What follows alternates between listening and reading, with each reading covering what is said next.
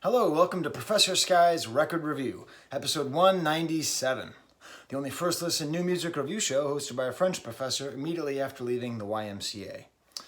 It's Friday night. It's hip, it's happening, and I'm in my basement recording at night. I usually don't do this because I don't like these weird ring lights, but you know, my wife got this for me last year and I've never used it. And so here I go. But it kind of makes sense. I'm going to be reviewing an album by Hana. Hana? I'm not sure. It's spelled V-U. And a lot of the thematics of the record are all about feeling like you're on the outside, feeling like you're a little bit isolated and a little bit alone. And so that works pretty well for me here on a Friday night. I am going to be reviewing the new Kanye soon. I'm just still digesting it. There's a lot there. So Hana, the name of the album is what really drew me in. Nicole Kidman / Anne Hathaway. And also the cover, which I'll put here. I'll do the thing of where I split the screen. Because I'm getting to be super professional. I changed my name. I have a weird ring light. Pretty soon I'll be doing a makeup tutorial. Brought to you by Pizza Girl. So I like this record a good amount. I was drawn in by the weirdness of the cover, by the idea of the title. It's very evocative, having two famous actresses' names. And when I was sort of like listening to it, I liked it, and I made a sort of mistake. The mistake was I looked her up. And in looking her up, basically the first thing you fall on is a review from Pitchfork. Now, I'm not anti-Pitchfork on theory or in principle, but you know, I don't like to read other reviews before I go on mine. But you know, this was basically the only thing I could learn about her. And so in there, it turns out, is a pretty condescending, generally positive review. I'm going to try to not be condescending, but the issue is that like, she's 19 years old. And so, you know, when you're a 42-year-old guy, and you're a guy who is my age, which is, by the way, fun fact, the exact age of Fiona Apple. We were born on the exact same day in 1977. Fun fact. Like when you're our age and you see somebody and she's 19 and she's making a lot of good music, you can't help but feel some sense of condescendingness to it. And that comes through in the Pitchfork review. But the thing is this album is really mature and it doesn't really feel a lot of music from, you know, very young people or, you know, feels kind of raw and kind of vulnerable. And there's something really charming about this record that isn't actually that vulnerable. Her voice is really what carries through the whole thing. I'm going to play you a little bit of it later, but the term that kept on coming across was just smooth. Like a very smooth voice. Like she's not over singing. It's not overly affected. It's not quite smoky. You know, she doesn't quite get into that Lana Del Rey territory of kind of smoky smooth, but just a smooth, clear voice. I'm tempted to compare it to Fiona Apple because they're both from Los Angeles and she's right behind me. I don't think there's actually a good comparison there. I'm also very tempted to compare it to Billie Eilish, just because they're both teenagers from Los Angeles making good music. But again, that's a pretty forced comparison, right? Billie Eilish mainly makes music with her brother, and it's basically all on a computer. And one of the things that I really liked about this Hana record is it's very varied in the music that gets played. There's guitar, there's bass, there's keyboard, there's piano. She mixes it up a fair amount, and most of it, I think what I really like about the music is it's very well produced, but it's not overproduced. Much like She's a Good Singer without over-singing. It's really, for like an album by a 19-year-old, it's very restrained, which I really find charming. There's a lot of nice layers to it. Like sometimes a melody will sort of come out of nowhere, like come out of a synthesizer, and like you won't really notice it arriving, and then you sort of turn around and you've been listening to it for like a couple minutes. It's really quite nice. The variety of instrumentation is great. Variety between drum machine and real drums is something I also really like. I don't feel like people do that enough. I feel like they feel too tethered to one or the other. But all of it really feels like it's being used to carry the voice. This very distinctive but not affected voice. There's one thing I could say that I'm really drawn to in singing is when it's not too affected. That's just the thing that drives me crazy. So I can never get into like jazz singing, which I objectively understand is the best kind of singing, but I'm never quite drawn to it. And yet I love the Smiths, so maybe I'm a hypocrite. Maybe it's just about what I liked when I was 19 years old. Who knows? when we were 19 years old. So I'm going to kind of go through track by track. Now I've given you an idea of what it sounds like. I'm going to start with my stamp, actually, which is like the fourth song on this. Okay, it's a double album that's 20 minutes long. I don't really understand that. There's like two parts. I guess one is Nicole Kidman, the other is Anne Hathaway. So it's like the third track on Anne Hathaway, and it's called Outside. I'm just going to play it so you get an idea of what she does and why I like what she does. A great song, all about feeling excluded, kind of like me right now. All my friends are out camping. I'm just alone in the basement. There's weird like wood behind me. I look like I'm, Brooke Shields in a Calvin Klein commercial. So it's all about kind of like waiting for somebody and like, wondering if you stare at your phone enough, will they come closer to you? Great kind of, young person angst and feeling of loneliness. But there's such great guitar work on this. Just very strong guitar, some like backwards guitar, really nicely layered on itself. And then with this just great clean voice. So I'm going to play it for you right now. I'm going to loop it in, and I don't know what I'm going to do. I'm just going to turn off the sound and listen.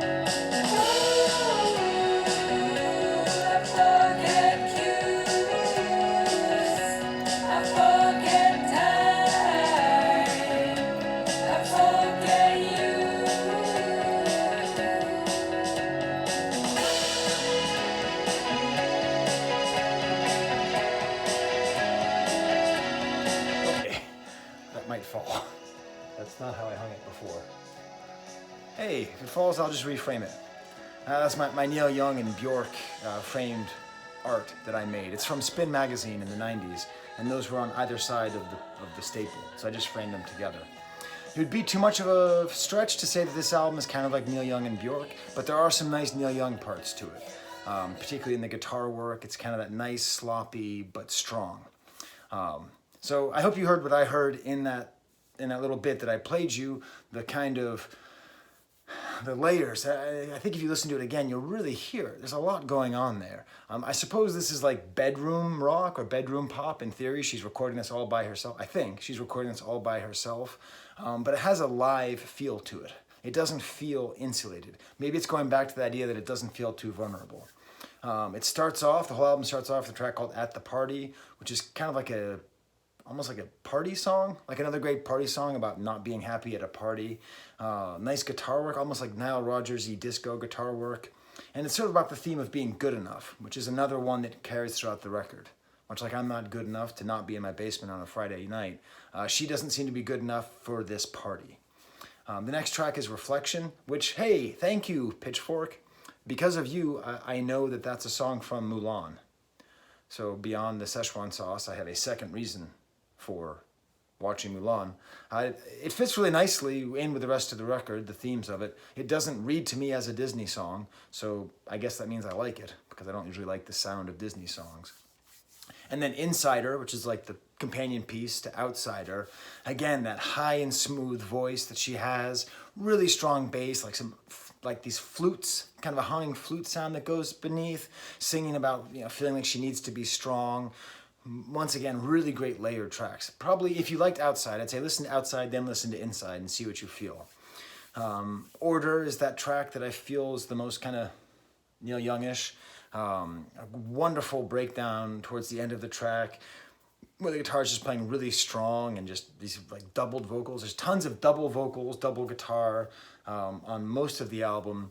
But again, it doesn't feel overly invasive. Often double vocals feels invasive, like Elliott Smith, who did it very well, but still, I get that sense like, dude, get out of my head. You don't get that feeling from here. Another great track about being a wannabe fighter. Again, I just kept writing the same thing, just the same notes. I got my notes over here on like a music stand, and it's just like strong, smooth voice, but it's what comes back to me. Actress is the first track on side Anne Hathaway, which has some nice, cut out, like the vocals like are just paired with the bass, and that's where I realized how strong the bass work is on this album. It's really like driving most of the record. You just constantly hear this bass going along. There are some synth horns, which maybe, I don't know, I could do without, a little bit bright. Outside, which we've already discussed. Passenger, which is like out of nowhere, it's piano driven. But, unlike Fiona Apple or any other, female piano singers you might be thinking of, it doesn't have any of that sort of longing feeling, you know. That's the thing I often don't like is, you know, like Tori Amos or whatever, the feeling of like piano and just longingly looking off and singing. Jesus, I sound really misogynistic right here. I'm sorry. I'm not going to take that out because I might actually be misogynistic in this whole damn review. Well, put in the comments if I am, or if I'm just being too self-critical. I think maybe I'm doing a little too much of like, they're women, compare them. So I'm just going to scrap that and just say I really like the piano on Passenger. I apologize to 51% of the earth for the previous minute of this show. But that's really nice too, because it has these lyrics. One of my problems with the album, I'd say, is the lyrics sometimes get a little bit lost. Like, she sings so smoothly that nothing really pops out. Apparently, she wrote the lyrics. This is according to Pitchfork. She wrote the lyrics watching like a Hollywood actress round table and imagining their lives. So maybe that distance that she has from what she's singing about lets some of it fall apart. So this one, Passenger, doesn't have that feeling. She says, to be or not to be, I couldn't care at all. That feels like something real. Feels like something she's actually feeling, which I don't always get. And then unfortunately, the last two tracks, I just kind of tuned out. They're not bad. Like Everyone in the Room is the second to last track. Kind of nice lyrics, sort of again, about the same themes. And then Worm, which, is it like a sex song? I can't figure out what it is. But honestly, I wasn't that focused by the end. So there you go. There's my review of Hana, Hana Vu's record. I don't know where I'm going to, I guess just strong and smooth. That's really what I would say for the whole album.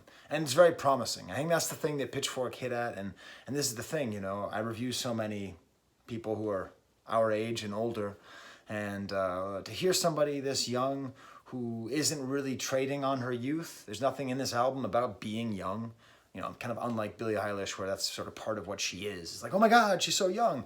Like, this is just a quality songwriter who's making good music, and I think she has, you know, several decades to come. I hope. Okay, well, until next time, where hopefully we'll be during the day. I don't have to be doing my eyeliner. There's the camera.